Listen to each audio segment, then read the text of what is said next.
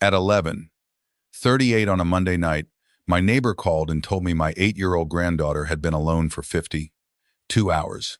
Her parents were on a Disney cruise with their biological son. I had paid for the trip. The refrigerator contained 2 yogurts, half a loaf of bread, and a carton of milk that had expired 3 days earlier.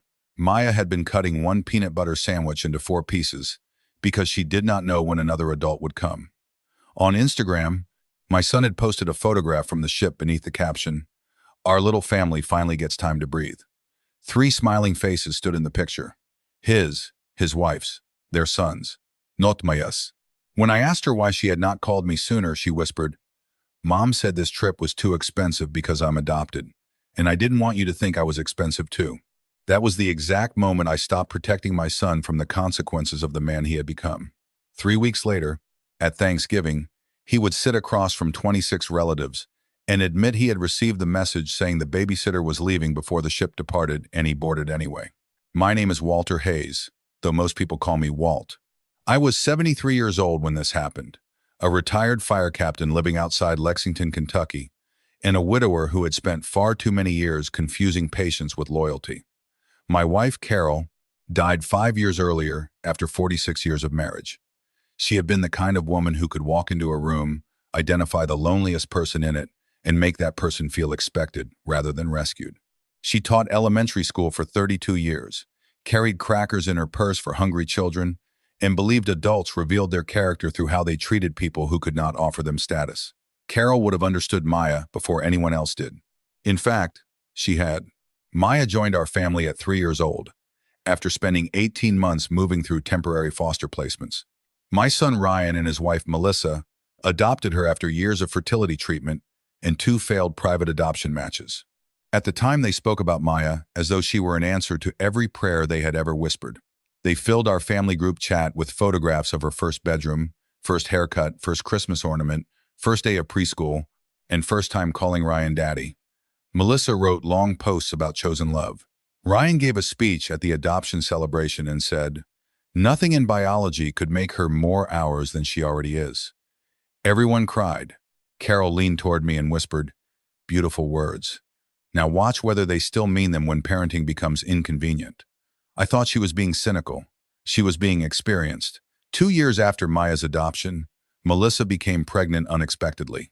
Owen arrived healthy, loud, and immediately surrounded by the kind of attention families call understandable when they do not want to call it unequal. I loved my grandson from the first moment I held him. He was not responsible for the hierarchy that formed around him, but the hierarchy formed quickly. Owen's first birthday had a rented petting zoo, custom cookies, a photographer, and 60 guests. Maya's 6th birthday, 4 months later, was combined with a back-to-school cookout because Melissa said summer expenses had become overwhelming.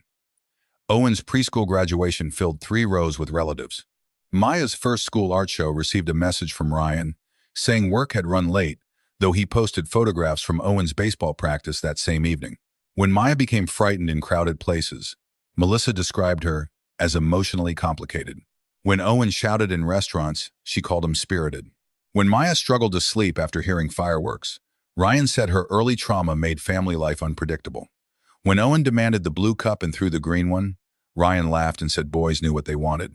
The differences were small enough to explain individually and painful enough to shape a child collectively, Carol noticed.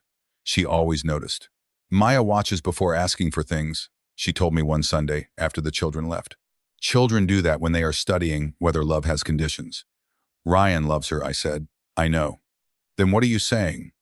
Love can be real and still become unsafe when adults keep asking one child to understand what the other child is allowed to demand. I wish I could say I confronted my son then. I did not.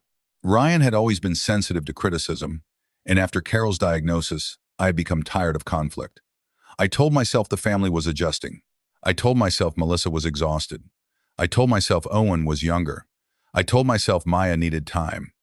Parents and grandparents often build the roads to serious harm from small explanations we intend to use only once. Ryan was 39 when the cruise happened. He worked as operations director for a group of luxury car dealerships stretching from Lexington to Louisville. He was polished, capable, and skilled at making a tense situation sound like a temporary scheduling issue. Asa boy, He had been charming in the effortless way that convinces adults character will arrive automatically behind confidence. He played shortstop, remembered teachers' birthdays, and could talk his way out of consequences without seeming dishonest. Carol used to say he did not lie exactly. He arranged facts into the shape most comfortable for himself. Melissa was 37 and managed social media and community partnerships for a private pediatric dental practice. She was stylish, organized in public, and deeply invested in the appearance of family happiness. Their Christmas cards matched. Their porch decorations appeared online before most people had purchased pumpkins. She photographed packed school lunches, Sunday pancakes, coordinated Halloween costumes, and handwritten notes supposedly left for the children. None of those things were fake. The lunches existed. The notes existed. The costumes existed. But photographs capture what adults place inside the frame, not what children learn outside it. Their house sat in a newer subdivision called Fox Hollow, 15 minutes from me.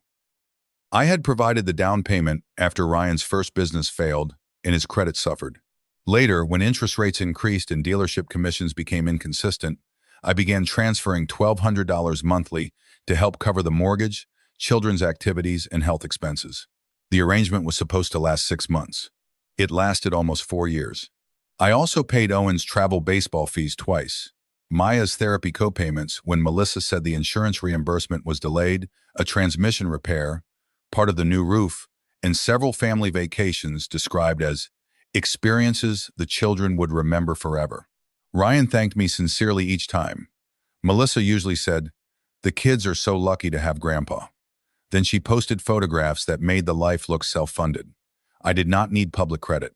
I did need them to understand that generosity was a choice rather than a utility connected permanently to my name. They did not. The Disney cruise began as my idea. The 5th anniversary of Carol's death was approaching, and Maya had begun asking more questions about the grandmother she remembered mostly through photographs and stories. Carol loved the ocean. She had once promised Maya that when she became old enough, they would take a ship somewhere warm, eat dessert before dinner, and count dolphins from the railing. Carol died before they could. I told Ryan I wanted to fund a family trip in her memory. All 4 of them. 7 nights. Balcony cabin for the parents, connecting inside cabin for both children, meals, transportation, children's activities, and 1 shore excursion each. I budgeted $16,800. "Dad, that's too much," Ryan said. "Then choose something cheaper." The kids would never forget this. Both kids. He looked at me strangely. Of course, both. I transferred a deposit to the travel company after receiving an itinerary listing. Ryan, Melissa, Owen, and Maya. I paid the remaining balance in 2 installments. Melissa sent me heart emojis and wrote, "Carol would be so happy." I believed the trip had become one final promise fulfilled. 2 months before departure, Maya's name disappeared from the online itinerary. I did not notice because Ryan managed the account. He later claimed a passport delay, though the cruise required only certified identification for the route they selected. Melissa told family friends Maya's school had become concerned about missed days. The cruise happened during a week containing 2 teacher development days and required only 3 actual absences. Ryan told Maya privately that the children's program would be too crowded and that she became anxious around strangers. Melissa told her the additional excursions made a 4th passenger expensive. Neither explanation matched what they told me.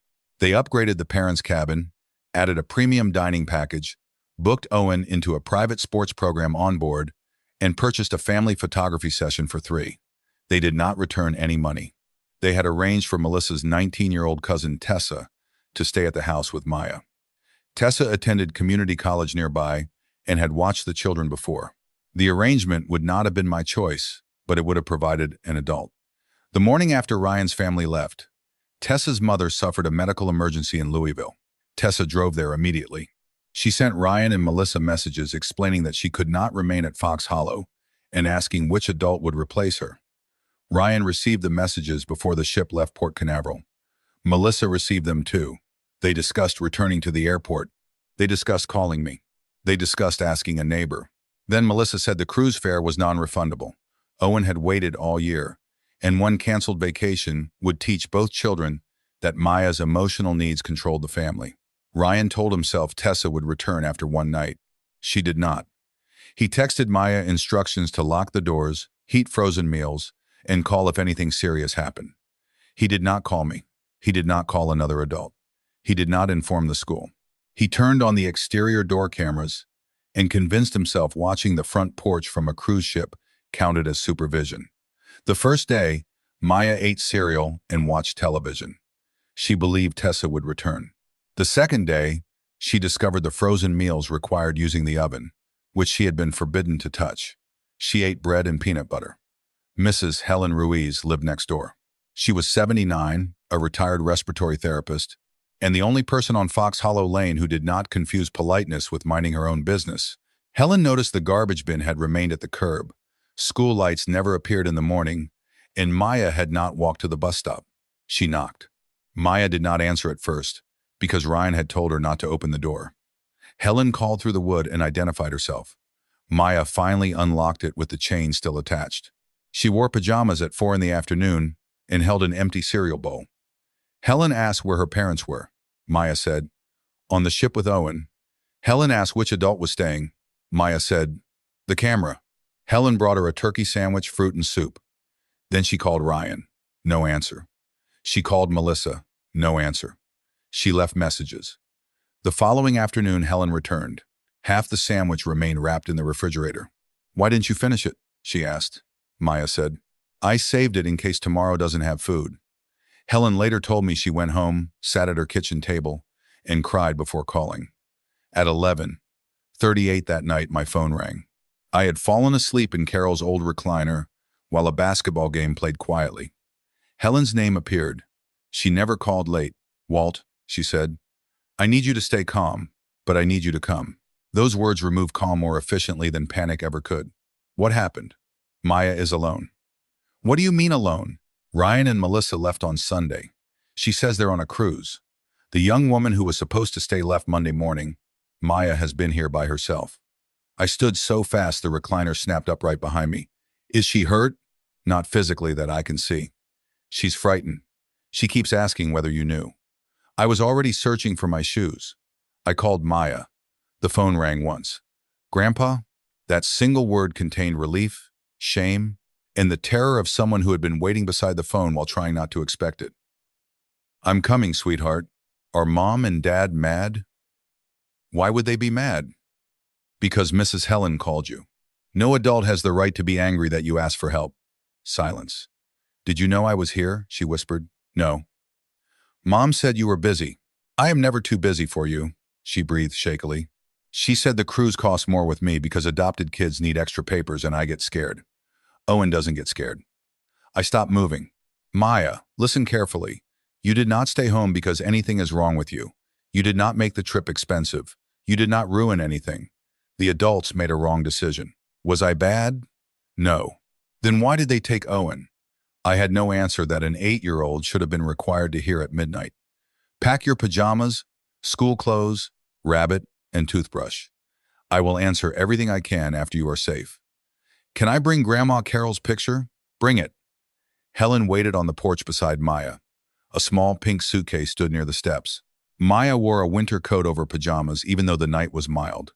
Her stuffed rabbit hung from one hand, Carol's framed photograph pressed against her chest. When my headlights entered the driveway, she ran. I stepped from the truck and caught all 50 pounds of her against me. She did not cry immediately. She held her breath first, as though crying might make me regret coming. Then her body shook. "I'm sorry," she repeated. "I'm sorry, Grandpa. I'm sorry." "Stop."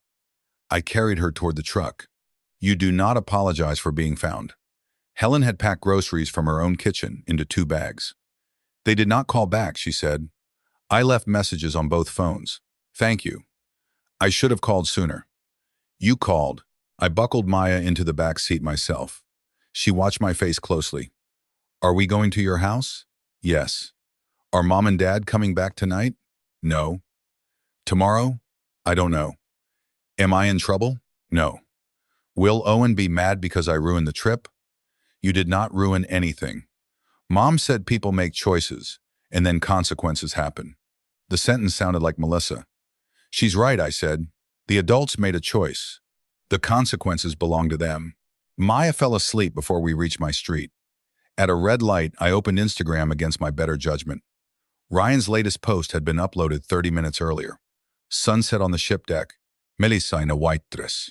Owen holding a glass with a paper umbrella. Ryan's arm around both. Caption, our little family finally gets time to breathe. No schedules, no stress, just the three of us. 3. I had paid for 4. I took a screenshot and closed the application. The light changed. A driver behind me tapped the horn. I did not move for several seconds. I was staring at my son's smile and trying to find the boy Carol and I had raised inside it. At my house, I placed Maya in the guest bedroom. Carol had decorated it years earlier with a patchwork quilt and framed prints of birds. Maya set her grandmother's photograph on the nightstand, climbed beneath the quilt, and asked whether she could keep the hallway light on. All night. Will you be here when I wake up? Yes. Promise?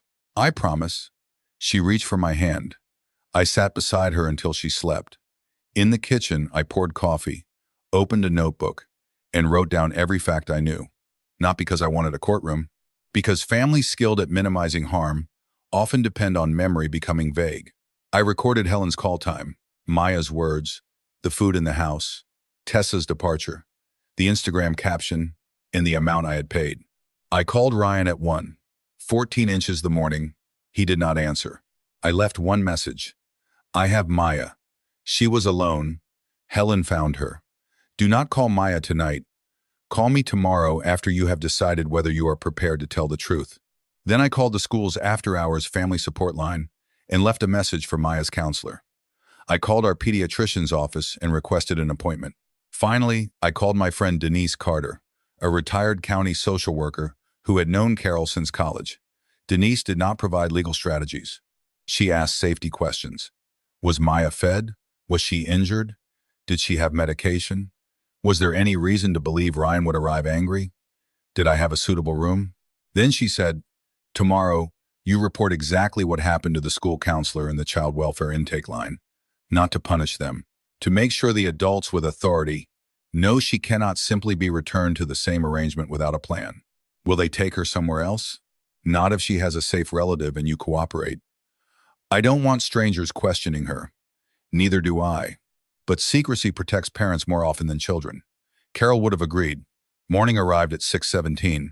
Maya entered the kitchen wearing one of my old fire department t-shirts over her pajamas. Her hair pointed in 4 directions. Did they call? Not yet. Is that bad? It means they have not called. Are we going to school? Not today. Her face tightened. Am I suspended? No.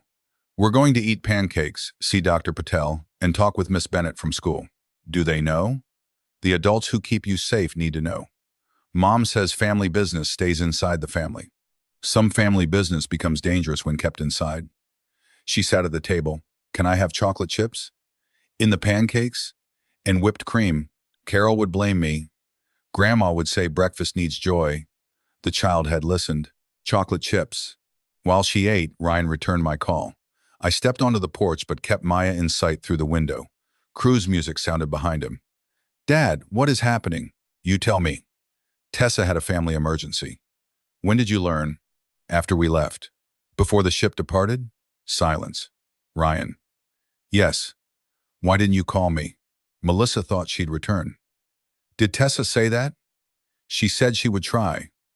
Did an adult sleep in the house Monday? No. Tuesday? No. Did you know? We were monitoring the cameras. I closed my eyes. You watched the outside of the house while your daughter rationed a sandwich. Dad, she had food. Expired milk and frozen meals she was afraid to cook. She knows how to use the microwave. The meals required an oven. She could have called. An 8-year-old should not manage the failure you created. He lowered his voice. Is Maya listening? No.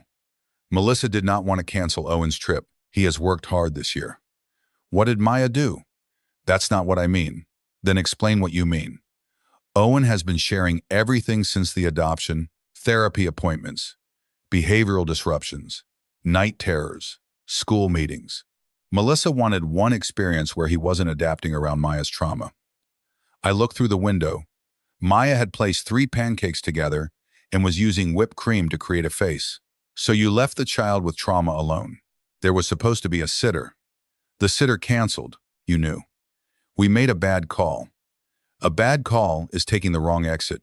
Dad, you posted just the three of us. Silence. That was Melissa's caption. Your face was in it.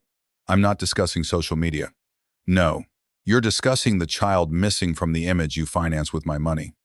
His breathing changed. Your money? I paid for 4 people. We upgraded because Maya wasn't coming. The honesty escaped accidentally. You decided before Tessa canceled. We decided the trip might be healthier without her. For whom? For the family. She is the family.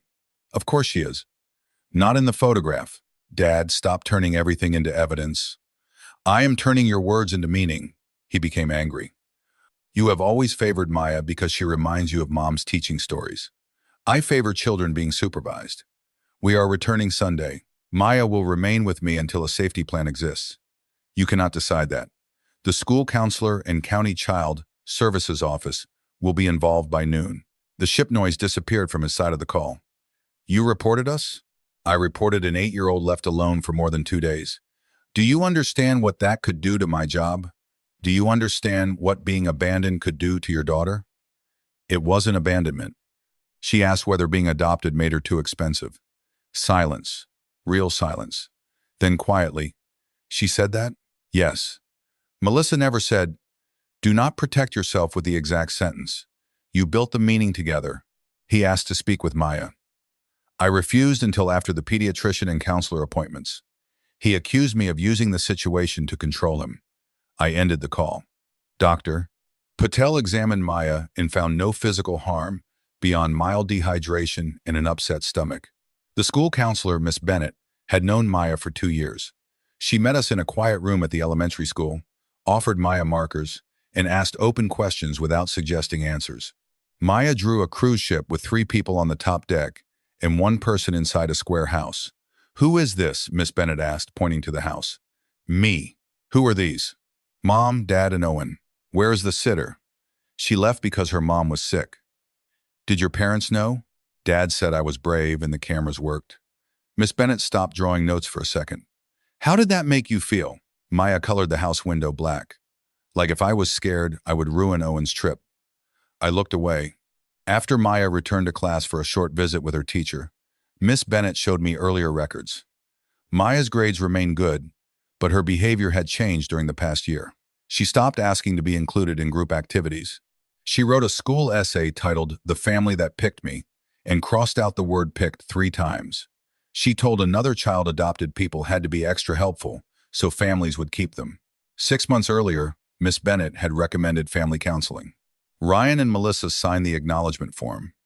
They attended 1 session, then said the therapist was overreacting to normal sibling jealousy. Why wasn't I told? I asked. They are her parents. I'm asking why nobody called the adult who was paying for her therapy. Because payment does not create decision-making authority. She was right. The sentence hurt because it exposed how I had mistaken financial rescue for actual protection. I had funded help without asking whether Maya was receiving it consistently. Money had allowed me to feel involved while remaining outside the difficult conversation. That was my failure. The county response was quieter than Ryan imagined and more serious than he wanted. A caseworker named Priya Shah visited my home, spoke with Maya, inspected the guest room, reviewed the neighbor's account, and contacted Ryan and Melissa aboard the ship. She did not threaten dramatic removal or speak like television. She said Maya would remain with me temporarily because I was a safe relative and because returning her immediately after the parents came home would not be appropriate without assessment. Ryan agreed after learning the alternative might involve a broader emergency placement review. Melissa called me afterward. Her voice was sharp enough to cut. You have turned a childcare disruption into a government file. You left her alone. We arranged supervision. The supervision ended, unexpectedly. And you remained on the ship knowingly. Do you have any idea what we spent? I do.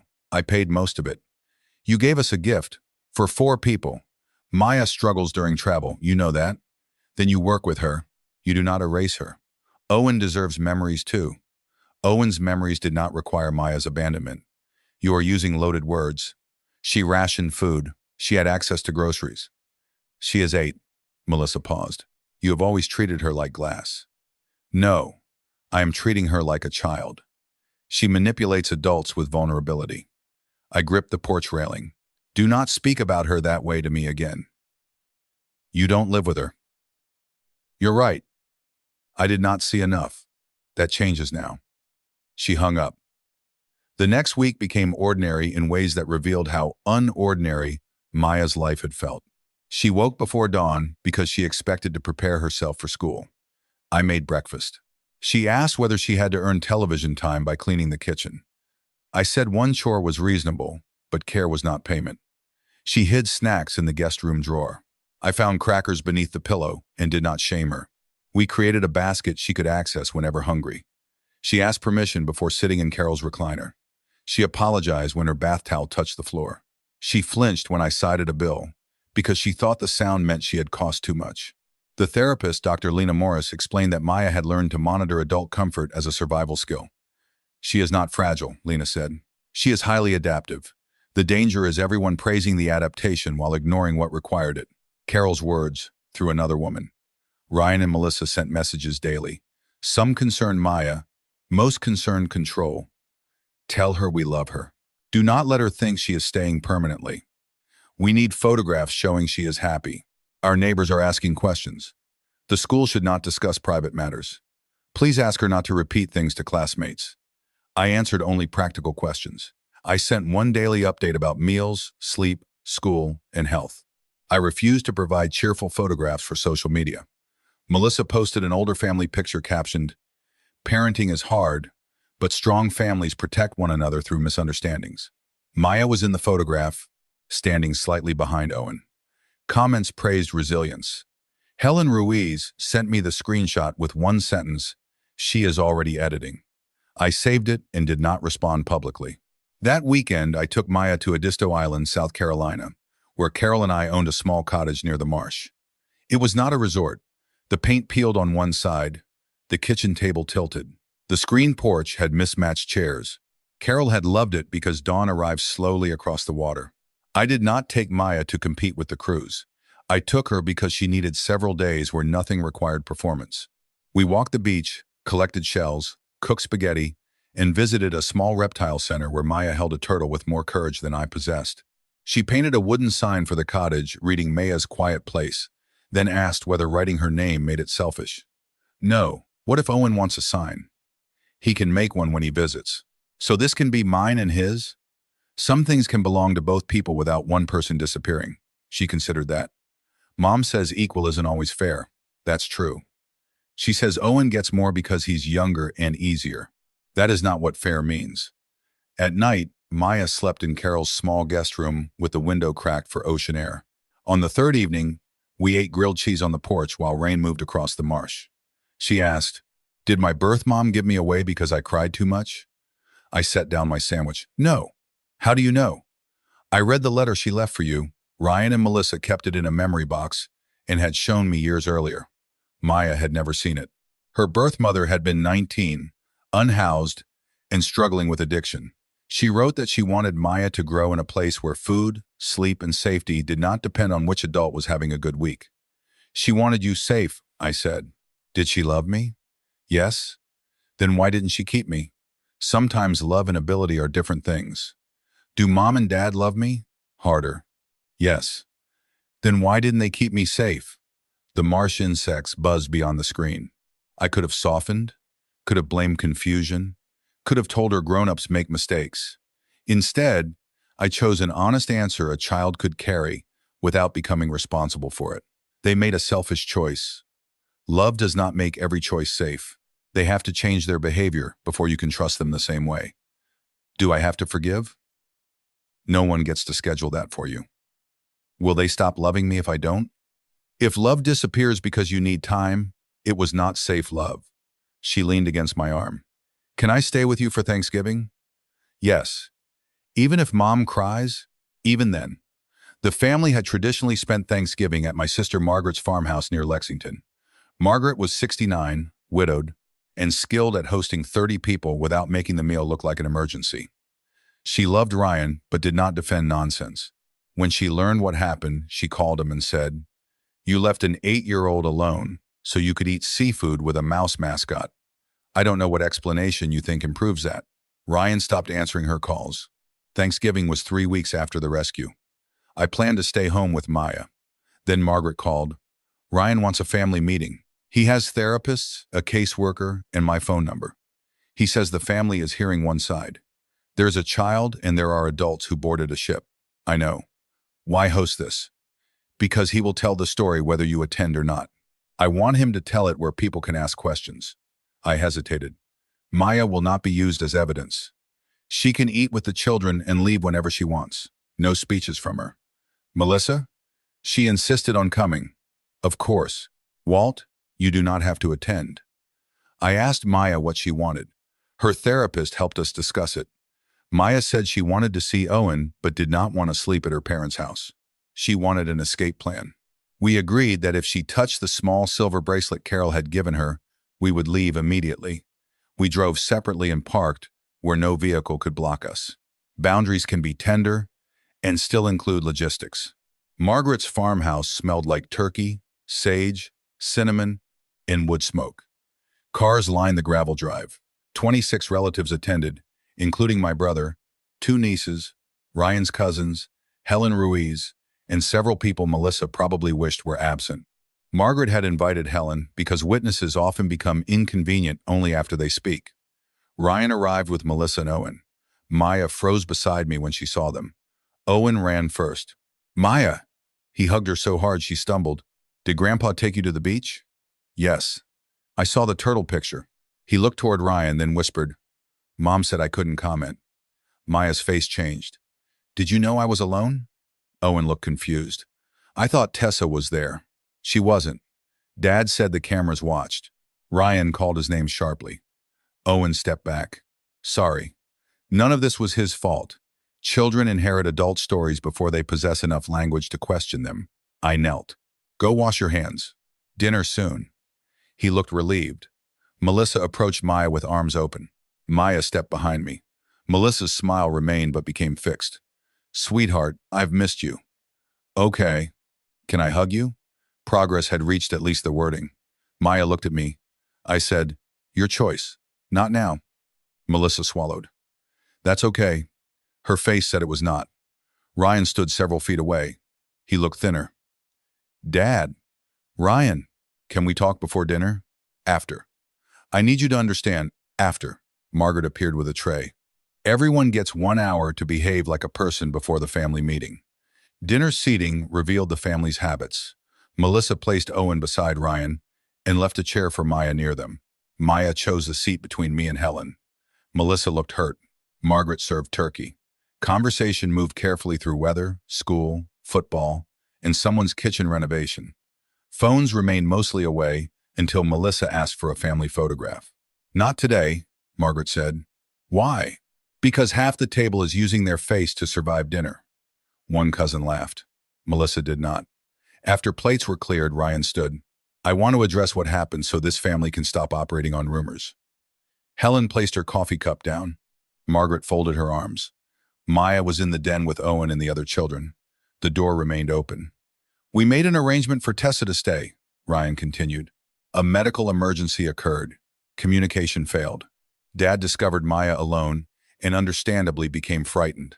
Since then, the situation has been described as though we deliberately abandoned our daughter, which is not accurate. You knew Tessa left, I said. I'm going to explain. Then explain accurately. Melissa slid printed pages onto the table. We prepared a statement for the school, church, and extended family. It clarifies that Maya had food, monitored access, and nearby adults. Walt acted out of concern, but some details were misunderstood during an emotional night. I read the first paragraph. It described Helen as a neighbor who became alarmed without full knowledge of the supervision plan. Helen laughed once. What supervision plan? Melissa looked at her. The cameras, phone access, and nearby support. Did you ask me to provide support? You helped. After finding her alone. Exactly. The community system worked. The room became silent. Margaret said, You're calling a retired woman discovering a hungry child the system? Ryan interrupted. This is why we need one consistent account. You mean one comfortable account, I said. Dad, the current story could damage our jobs, our adoption standing, and our family. Your decision created that risk. We made a mistake. When? When we trusted Tessa without a backup. You knew she left before the ship departed. Several relatives turned toward him. He looked at Melissa. She looked back, warning in her expression. Is that true? Margaret asked. Ryan rubbed his palms against his pants. We received a message. Before boarding? Yes. And you went? My brother asked. We believed she might return. Helen said, she clearly wrote that she would remain in Louisville with her mother. Melissa's voice sharpened. You read private messages? Tessa showed the caseworker. This is becoming an interrogation. Margaret replied, you distributed statements. Ryan sat down.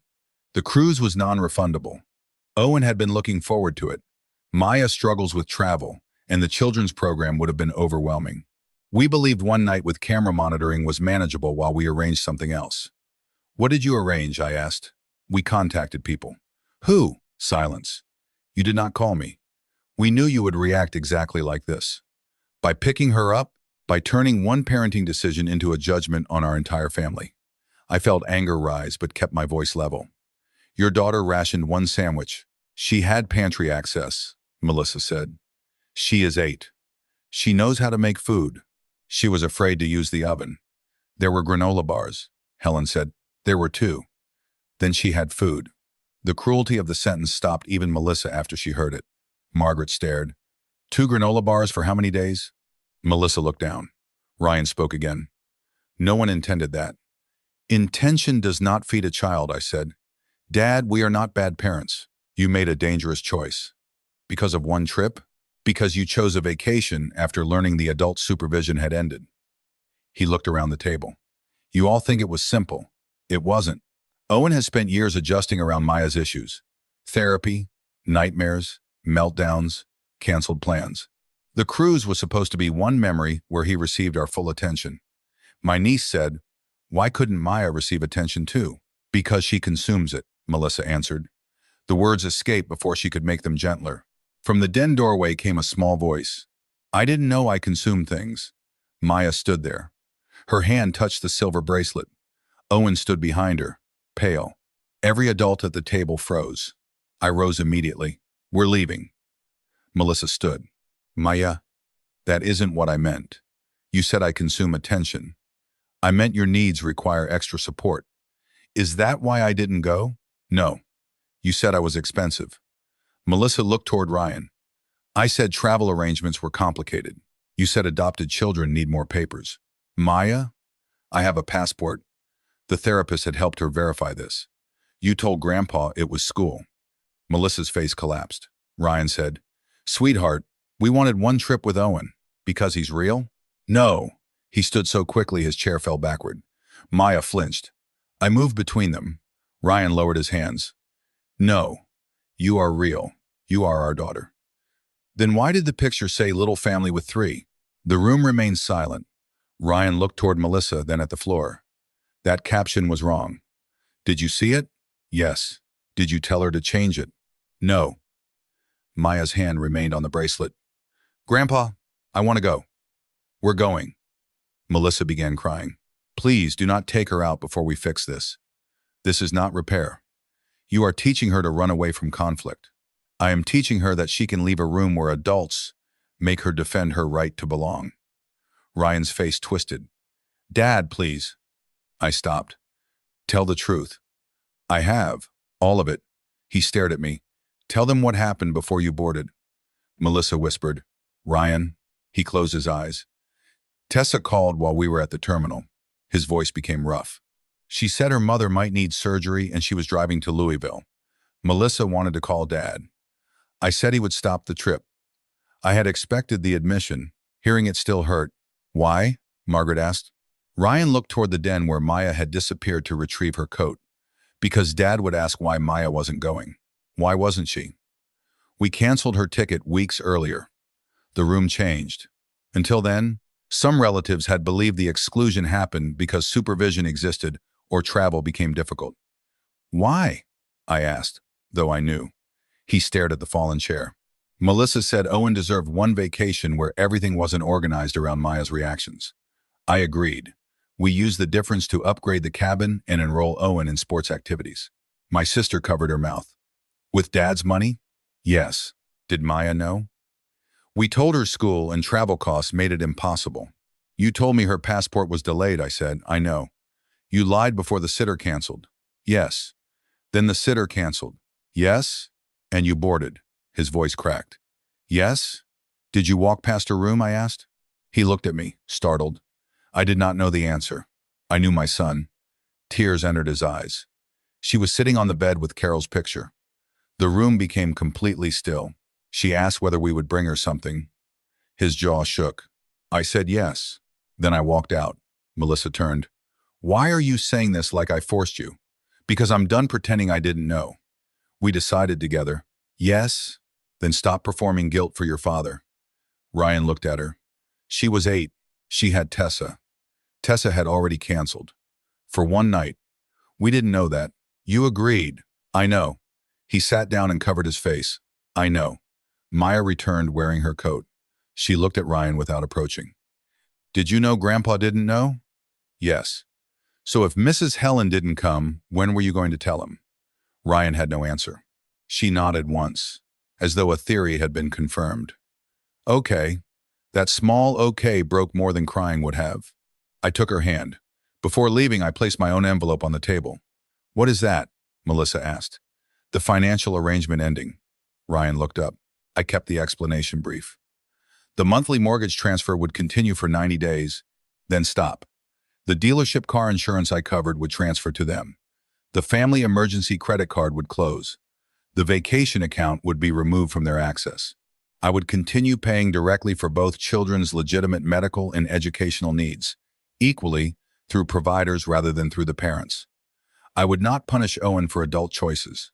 I would not place Maya's therapy behind their willingness to prioritize it. You're cutting us off? Melissa asked. I am ending support that taught you my money remained available after my voice disappeared. You're using finances to control parenting. No, I am separating finances from parenting. You will make choices using your own resources. Ryan read the page. Dad, the mortgage. 90 days. We can't absorb $1,200 immediately. That is why you have 90 days. You paid for the cruise voluntarily. For 4, silence. What happens with Maya? He asked. She remains with me under the current safety plan. You continue therapy and supervise family sessions. Her return will depend on her safety, not your embarrassment. Melissa said, she is our daughter. Then become parents she can safely return to. You can't replace us. I am not trying to. I am giving her a place where she does not have to earn food, attention, or a place in the photograph. I looked around the table. Do not contact Maya tonight. Do not post about her. Do not send relatives to explain your side. All communication goes through the therapist and caseworker until Maya says otherwise. Margaret asked whether we needed food to take home. No. Helen stood and hugged Maya after asking. Owen remained near the doorway, crying silently. Maya stepped toward him. I'm not mad at you. I didn't know, he said. I know. Do you hate me? No. Can I visit Grandpa's? She looked at me. When the adults arrange it safely. Owen nodded. Maya hugged him. Children often move toward truth faster than adults because they have less invested in the lie. The drive home remained quiet. Maya held Carol's photograph on her lap. Halfway there, she asked, Did Dad cry because he loves me? Yes. Then why did he leave? People can love someone and still choose selfishly. Does crying fix it? No. What fixes it? Different choices repeated for a long time. How long? As long as you need. She looked out the window. Can Thanksgiving be over? Yes. At home, we made grilled cheese sandwiches because neither of us wanted leftovers. Maya ate 2. Then she placed 3 granola bars in her bedroom drawer. She looked guilty when I saw. Keep them, I said. Tomorrow we'll put a snack basket in there. I'm not stealing? Food in this house is not a test, she cried. Not loudly. Tears simply slid down while she held the granola bars. I sat on the floor beside her until they stopped. The months that followed were not dramatic revenge. They were harder. Ryan attended every family counseling session. At first, he explained. Then he defended. Then, slowly, he listened. Dr. Morris asked him to describe the morning they left without using the words cruise, money, Owen, Melissa, or plan. He said, "My daughter asked whether we would bring her a gift, and I walked out knowing she would be alone." That sentence changed him because it removed every structure he had used to hide the choice. Melissa attended inconsistently. Some weeks she engaged. Other weeks she insisted Maya's early trauma had created an unhealthy attachment to victimhood. The therapist corrected her. Maya's trauma did not leave Maya alone. Adults did. Melissa stopped attending for a month. Ryan continued. Their marriage strained. Without me paying the mortgage gap, they sold the luxury SUV and withdrew Owen from the private travel baseball team. Melissa told friends the family had suffered financially because Walt was retaliating. Ryan corrected her publicly for the first time. Dad gave notice. We created the situation. That honesty cost him peace at home. It also became the first evidence he was changing when nobody rewarded him. Maya remained with me through the school year. The arrangement became formal enough to provide stability, but never turned into a courtroom spectacle. Ryan and Melissa agreed because professionals made clear that forcing a rapid return would damage Maya further. She attended therapy weekly, slept better, stopped hiding food by spring, and joined an after-school art program. Her teacher said she began raising her hand again. She painted a family portrait containing herself, me, Carol represented by a yellow bird, Owen, Helen, and Dr. Morris. Ryan and Melissa were drawn on the other side of a bridge. "Are they coming across?" the teacher asked. Maya said, "They have to build their side." I framed the painting. Owen visited every other Saturday after family sessions became safer. The first visit, he arrived carrying a plastic bag filled with cruise souvenirs. "Mom said these were yours," he told Maya. A stuffed dolphin, bracelet, and Minnie Mouse ears. Maya looked at them. "Did they buy them after Grandpa called?" Owen nodded. "Dad bought them in the gift shop. You can keep the dolphin. But it's yours. I don't want a present from a trip I wasn't allowed on." Owen looked toward me, confused. I said nothing. He returned the items to the bag. Later, while they built a blanket fort, I heard him say, "I didn't ask them to leave you." Maya replied, "I know. I like getting all the attention." "Okay. Does that make me bad?" "No. But if they do it again, tell them it's wrong." "I will. Siblings can repair what adults stop forcing them to carry." Ryan's individual relationship with me became distant but honest. He visited my house only with permission. We met for coffee after 3 months. He looked exhausted. "I keep remembering her on the bed." "Good." He flinched. "You want me to suffer?" "No. I want the memory to interrupt the next selfish choice." "Melissa says you are keeping Maya from us because you never forgave me for not visiting Mom enough before she died." "This is not about Carol." "I know." "Do you?" "I'm trying." He stared into his coffee. "I thought paying attention to Owen made me a good father because he was easy to make happy. Maya's needs made me feel incompetent. I started resenting the evidence." "She was the evidence?" "Yes." "Not the child?" I told myself she was both. Tears entered his eyes. "I loved her most when she was grateful." The sentence was ugly and important. That is not safe love. "I know. What are you doing about it?" "Learning to stay when she is angry." "Good. Will she ever come home?" "That is not the first question." "What is? Will home become safe if she does?" He nodded. "Fair. Do not call boundaries fair because you hope agreement will shorten them." He looked down. "I deserve that." "This is not about what you deserve. It's about Maya." Finally, Melissa and Ryan separated 9 months after Thanksgiving. I did not celebrate. Their marriage had contained genuine affection, shared years, and 2 children. But Melissa continued framing Maya's placement as an attack organized by me, the school, and the caseworker. She wanted Ryan to stop therapy, challenge the safety plan aggressively, and restore the family's image online. Ryan refused. "We left her," he said during one counseling session. "No one did that to us." Melissa accused him of choosing guilt over his wife. He replied, "I'm choosing the daughter we both abandoned." She moved into an apartment near her office. Ryan remained in the Fox Hollow house temporarily, then sold it when the mortgage support ended and the separation made the cost impractical. He rented a smaller 3-bedroom townhouse. He gave Maya the first choice of bedrooms, even though she was not ready to live there. "Why?" she asked during a supervised visit. "Because I want there to be a place for you without making you responsible for using it." She chose the room facing the trees. He did not decorate it until she selected colors. He did not post it. Change often becomes believable when it is not performed. Melissa's path remained slower. She loved Maya, but she struggled to tolerate the fact that love no longer granted immediate access. She attended therapy sporadically, sent gifts, and wrote letters that began with apology, but often ended by explaining how much pressure she had felt. Maya's therapist allowed her to choose which letters to read. She left several unopened. "Is that mean?" she asked. "No," I said. "An apology is not an assignment." Melissa eventually gave a more honest account 18 months later. "I treated Owen's easy happiness as proof I was a good mother, and Maya's pain as proof she was difficult. I wanted the cruise photograph because 3 smiling people looked like success. I knew leaving her was wrong, but I believed I deserved 1 week without feeling judged by her needs. I am sorry. I understand that my need for relief did not make her disposable." Maya read the letter twice.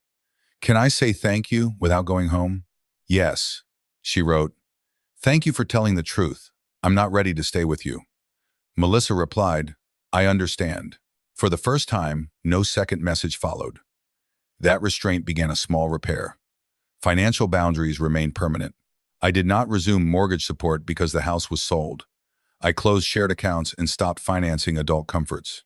I established equal education funds for Maya and Owen, managed independently so neither child's money could become a household emergency solution. I removed Ryan as the primary beneficiary of my estate and placed most future assets into protected accounts for both grandchildren and a scholarship fund named for Carol. I did not announce the amounts at Thanksgiving or slide documents across a table. This was not a revenge reveal. It was planning consistent with what I had learned. Ryan discovered the change months later when I asked him to update basic family information. "Am I out of the will?" he asked. "You will receive personal items in a modest amount. The house, investments, and land are directed toward the children and Carol's education fund." His face tightened. "Because of the cruise?" "Because your financial security is your responsibility, and the children need protection from adult access." "Do you trust me that little? With your own income? More than before?" "With money intended for Maya, not enough." He absorbed it. "Can that change?" "The plan will not. Even if I become a better father, becoming a better father is not a purchase." He looked hurt, then nodded. "Okay, that acceptance mattered. I did not punish Owen. He lost an expensive baseball program when his parents' budget changed, but he joined a community league and discovered he liked it better because practices happened twice a week rather than 5 times. He once told me, "Mom said Grandpa took travel baseball away. Did I?" "Dad said no, the family couldn't afford it without your money." Which answer makes more sense, he thought. Dad's. "Good. Are you mad at me for going on the cruise?" "No. Even though I had fun, you were a child invited on a trip. The adults made the decision. Maya says I have to speak up next time." "She's right. What if Mom cries?" "Adults can survive being disappointed by children telling the truth." He practiced. At Christmas the following year, Melissa suggested taking Owen to New York and told Maya they could plan something separate later. Owen said, "If Maya isn't invited, I don't want the trip called Family Christmas." They did not go. He told me later with pride. I praised the honesty, not the sacrifice. "You can travel alone with your mother sometimes," I explained.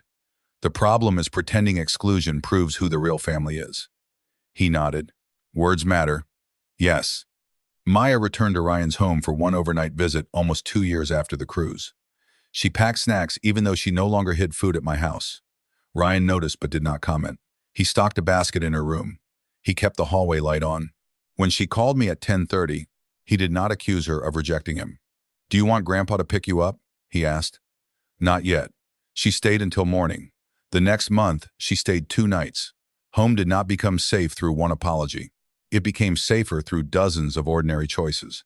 Ryan asking before hugging, accepting when she preferred my house, attending school events without demanding photographs, feeding both children before himself, correcting relatives who called the cruise a misunderstanding, and never again using adopted, biological, difficult, or easy as explanations for unequal love. Melissa received daytime visits first, later, supervised overnights. She never returned to the central role she expected automatically. Her relationship with Maya became smaller, careful, and sometimes tender. That was not revenge. It was the size safety could support. I had work to do too. Therapy forced me to confront how often I had noticed favoritism and chosen private compensation rather than public protection. When Owen received a larger birthday, I bought Maya an extra gift. When Ryan missed her art show, I took her for ice cream. When Melissa called her complicated, I reassured Maya privately. Those acts were loving. They also allowed the adults to continue. I kept trying to repair the child after the injury instead of interrupting the adults creating it. I had financed the cruise without confirming Maya remained on the itinerary. I had paid therapy bills without checking whether sessions occurred. I had believed money made me involved. You were easier to ask for funds than accountability, doctor, Morris told me during a family session. That's not flattering. It is not meant to be. I apologized to Maya. I saw some things and did not speak strongly enough. She was 10 then. Why? I wanted your dad to like talking to me. You were scared he'd get mad? Yes. But your grandpa. Grandpas can be scared. She considered this. Next time be scared and say it. Deal. Carol would have liked her. The Edisto cottage became Maya's quiet place, in fact, though not through ownership. We visited several times a year. Owen joined after asking. They painted new signs together, Maya's quiet place and Owen's loud place. His sign had lightning bolts. Hers had birds. They argued over the porch chair and resolved it without adults ranking their needs. Maya learned to cook pasta from a local chef named Luis, who ran classes near Charleston. She did not become a prodigy. She made uneven noodles, spilled flour, and laughed when the sauce burned. I took photographs, but asked before sharing any. Usually, she said private. We kept them private. At school, she wrote a fifth-grade essay called, "A Family is Who Comes Back After You Say You're Scared." She read it at a student event. Ryan sat in the third row. When she reached the sentence, "My dad used to leave when feelings were difficult, but now he stays and listens," he cried quietly. He did not post about the event. Afterward, he asked, "May I hug you?" She said yes. That was not redemption completed. It was repair visible. Thanksgiving changed too. The year after the confrontation, Maya asked to eat at my house with only Owen, Margaret, Helen, and 2 school friends whose parents worked hospital shifts. Ryan was not invited. He accepted it. Melissa sent a pie through Owen without a note. The year after that, Ryan attended for dessert only. He arrived at the time agreed, brought no speech, and left when Maya became tired. By the 3rd year, he joined dinner. Melissa did not. Maya had not invited her. Nobody pressured her. At that dinner, Margaret prepared place cards. She asked Maya where she wanted everyone. "No kids' table," Maya said. "Why?" "Kids hear things adults think they don't." We created one long table. Before eating, Ryan asked whether a photograph was okay. Maya said, "One, private." We used a timer. Owen made a face. Helen blinked. Margaret held a serving spoon. The picture was imperfect and honest. No caption, no little family, no claim that everyone belonged in the same way. Just people who had received permission to stand there. After dinner, Ryan helped wash dishes. "Do you ever think about the cruise?" I asked. "Every day." "That sounds unhealthy." "Not constantly, but when I'm tired and tempted to call Maya difficult, I remember her on the bed." "Good," he smiled sadly. "You still say good. Memory should serve change." "Do you forgive me?" "Some days." "What does that mean?" "I love you. I no longer wake up wanting to shake you. I also will never again assume your love guarantees safe judgment." He nodded. "Fair. Stop calling consequences fair, as though agreement earns relief." "Right." He dried a plate. "Do you think Mom would forgive me?" He meant Carol. "She would love you." "That isn't what I asked. She would expect you to keep repairing what you damaged without asking the person you hurt to certify your goodness." "That sounds like her." "It is." Years passed. I am 78 now. Maya is 13. She plays clarinet badly and draws beautifully. She lives primarily with me because stability, school, and her own preference continue to support that arrangement. She spends regular time with Ryan and Owen. She sees Melissa in smaller doses. She no longer asks whether adoption makes her expensive. Sometimes she jokes, "I'm premium." The first time she said it, I laughed, then asked whether the joke hurt. "Not now," she said. "It used to." She knows her birth mother's story, has read the original letter, and understands that being placed for adoption was not a verdict on her worth. She also understands adoptive parents can love deeply and still fail seriously. We do not tell simple stories because simple stories once harmed her. Owen is 15 and no longer plays travel baseball. He works weekends at a garden center and saves for a used truck. He and Maya fight about music, bathroom time, and who ate the last cinnamon roll. Ordinary sibling conflict is a kind of healing when one child is no longer required to surrender automatically. Ryan has become quieter. He left the dealership group and took a less prestigious operations role with steadier hours. He says the old job rewarded him for making every problem sound manageable, including problems that required moral clarity rather than presentation. He remains single. His relationship with Melissa is civil and focused on the children. Melissa continues therapy. She apologizes less often now and behaves better more often, which is an improvement. Apologies once allowed her to feel changed before change became visible. She has learned to let Maya's no stand. Last month, Maya declined a weekend because of a school project. Melissa replied, "Okay, I hope it goes well." No guilt, no question about whether Grandpa influenced her. Small words, large history. Helen Ruiz remains next door to the old Fox Hollow house, though Ryan no longer lives there. The new owners bring her groceries. She attends our Thanksgiving every year. Maya calls her the neighbor who refused to mind her own business. Helen calls that her proudest title. The Fox Hollow house sold to a young family with 2 children. Before closing, Ryan removed a height chart from the pantry wall containing both Maya's and Owen's marks. He installed it in his townhouse. Maya asked why. "Because the house was never proof you belonged," he said, "but your years there happen." Better answer than the man from the cruise could have given. My estate plan remains unchanged. Both grandchildren will receive equal education and housing support through independent accounts. Most of my property will support them in Carol's scholarship fund for foster and adopted students entering teaching, social work, nursing, and skilled trades. Ryan knows, Melissa knows. Neither controls it. I do not discuss amounts during holidays. Money is not the moral climax of this story. Safety is. The most important thing I gave Maya was not a vacation, trust fund, bedroom, or future inheritance.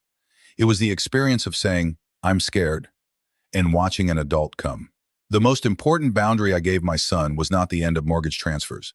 It was the refusal to let his intentions rewrite his actions. He loved his daughter. He also knowingly boarded the ship. Both were true. Accepting both allowed change. Pretending love erased the boarding decision would have taught Maya that pain became invalid whenever the person causing it claimed good intentions. I will not teach her that. People who hear the story often focus on the cruise, the social media caption, the sandwich, or the Thanksgiving confession. They ask whether I hate Melissa. I do not. They ask whether Ryan deserved to lose his inheritance. I did not design the future around what he deserved.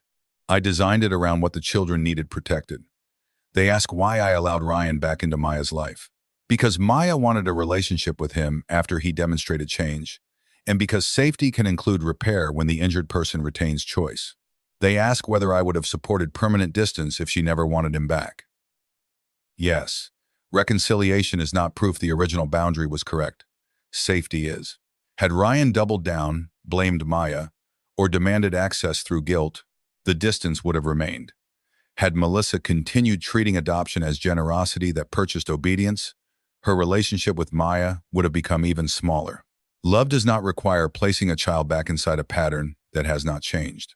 I also learned a painful truth about grandparents who see themselves as rescuers. Rescue can become another performance if we do not examine why the danger lasted long enough to require it. I enjoyed being the dependable grandfather. I liked paying for activities, trips, repairs, and therapy. It made me feel useful after Carol died. But usefulness allowed me to stay at the edge of parenting decisions while believing money gave me moral participation. I should have asked harder questions when Maya's therapy stopped. I should have challenged the birthday differences. I should have objected when Melissa called Owen her miracle in front of Maya.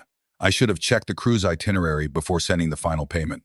The fact that I came at midnight does not erase the afternoons when I noticed and remained quiet. Maya knows I am not a flawless hero. That matters. Children should not have to replace one idealized parent with an idealized rescuer. They need adults capable of accountability. Last Sunday, she found the old screenshot from the cruise while helping me organize photographs on my laptop. 3 smiling faces. Our little family finally gets time to breathe. She stared at it. Do you want me to delete it? I asked. No. Why? Because it happened. Does seeing it hurt? A little. Then why keep it? She looked at me with the serious expression she has had since she was small. Because now I know pictures can lie even when the people are really smiling. I nodded. That's true. Do you think Dad was happy? Probably. While I was alone? People can avoid thinking about the person they hurt long enough to enjoy what they chose. That's awful. Yes. Do I do that? Sometimes. Everyone does on smaller levels. How do I stop? Ask who is missing before you celebrate the picture. She closed the folder. Can we print the Thanksgiving one? The one with Aunt Margaret holding the spoon? Yes. Why that one? Nobody was missing because they weren't allowed. Mom wasn't there because I said no. The distinction belonged to her. We printed it and placed it in the hallway. Underneath, Maya wrote on a small card, Family is not who can enter without asking. Family is who makes your no safe. I could not improve the sentence. Carol's old recliner remains near the living room window. I still fall asleep in it with the television watching me. Maya complains that I snore. Owen has video evidence. Ryan visits some Sundays and brings dinner. He asks before arriving. Melissa sends birthday cards. Helen calls before 8 unless something is wrong. When the phone rings late, my body still remembers that Monday. I see a pink suitcase, expired milk, a sandwich divided into tomorrow, and a child asking whether being adopted made her too expensive. Then I look down the hallway. Maya's room contains books, art supplies, dirty socks, clarinet music, and a snack basket she rarely uses now. The door remains partly open by her choice. She no longer asks whether I will be there when she wakes. She knows. That certainty is what the adults nearly destroyed, and what years of consistent choices slowly rebuilt. So here is the question I would ask anyone listening, because families still divide sharply when I say I allowed my son to rebuild a relationship with Maya, but never restored his financial access or my automatic trust. If your adult son knowingly boarded a cruise after learning the babysitter had left, allowed his adopted 8-year-old daughter to remain alone while he vacationed with his biological son using money you provided, and later spent years admitting the truth, attending therapy, respecting every boundary, and proving through ordinary behavior that he had changed, would you allow him back into the child's life while keeping permanent limits in place? Or would the moment he walked past her bedroom and chose the ship permanently end his right to be called her father?